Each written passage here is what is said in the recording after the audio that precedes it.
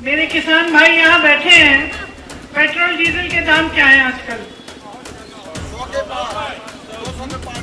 ये जो छोटा जानवर है, इससे किसी को राहत मिली है? पूरे दिन पूरी रात आपको चौकीदारी करनी पड़ती है कि नहीं खेतों की? यहाँ पे नौजवान कितने हैं?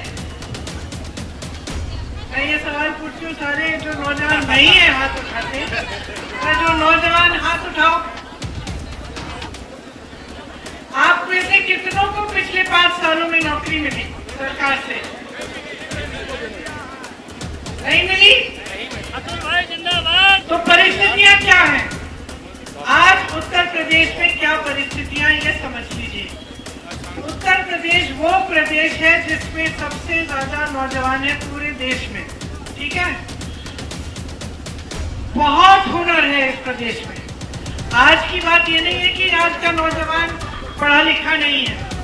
आज गरीब से गरीब परिवार में आप चले जाएं तो माँ बाप कहेंगे कि हमने अपनी मेहनत की कमाई से अपने बच्चों को शिक्षित किया है। तो शिक्षित नौजवान भी हैं, ठीक है? सबसे ज्यादा इस देश में सबसे ज्यादा हुनर है। यहाँ के खेत भगवान की कृपा से यहाँ पे अच्छी खेती होती है, यहाँ के खेतों पे जो उपज होती है वो अच्छी होती है, ठीक है?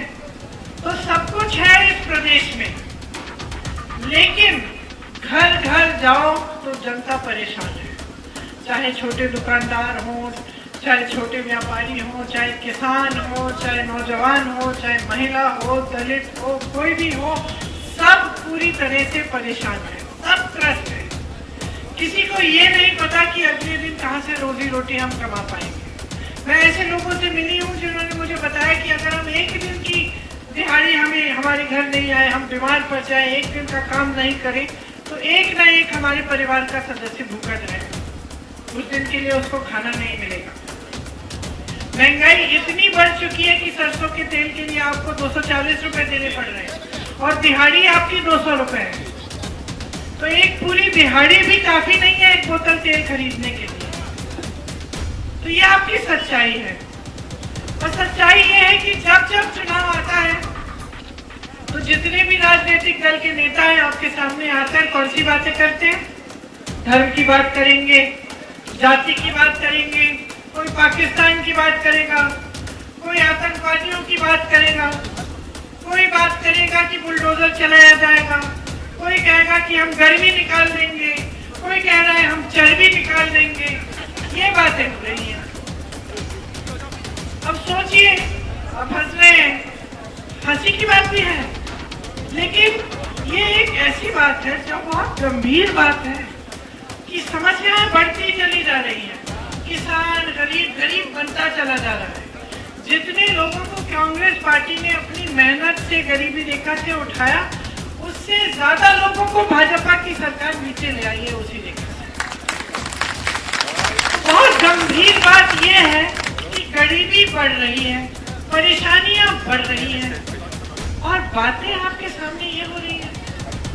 चुनाव में वोट मांगने जो आ रहा है वो ये नहीं कह रहा है कि हम आपके लिए विकास करना चाहते हैं, हम आपके लिए सड़कें बनाएंगे, हम अस्पताल बनाएंगे, आपको शिक्षित करेंगे, आपको रोजगार दिलवाएंगे। वो कह रहा है कि भाई धर्म के आधार पर हमें वोट दे दो, हम आपके धर्म को सुरक्षित रखेंगे या आपकी जाति को सुरक्षित रखेंगे। सुरक्षित आप सब हो सकते हैं, आप सब हो सकते हैं, चाहे हिंदू हैं, मुसलमान हैं, किसी भी जाति के हैं, किसी भी धर्म के हैं। आपको सुरक्षित होने का तरीका ये है कि आपकी सरकार आपको आत्मनिर्भर बनाए।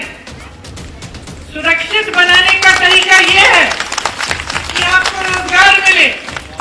सुरक्षित बनने का तरीका ये है कि महिलाओं को सशक्त करें।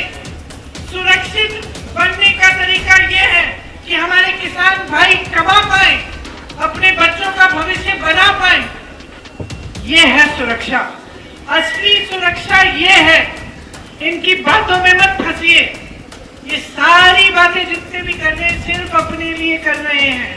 इन सारी बातों से सिर्फ राजनीतिक दल, सिर्फ नेता, सिर्फ ऐसी सरकारें जो आपके लिए कुछ नहीं करेंगी वही आगे बढ़ेंगी। भाजपा की सरकार है और जो देश में सरकार है, चाहे नरेंद्र मोदी जी की सरकार हो या योगी जी की सरकार हो, वो पूरी तरह से आज गरीबों के लिए नहीं काम कर रही है, अमीरों के लिए काम कर रही है, अपने बड़े बड़े उद्योगपति दोस्तों के लिए काम कर रही है। ऐसे किसान के कानून लाई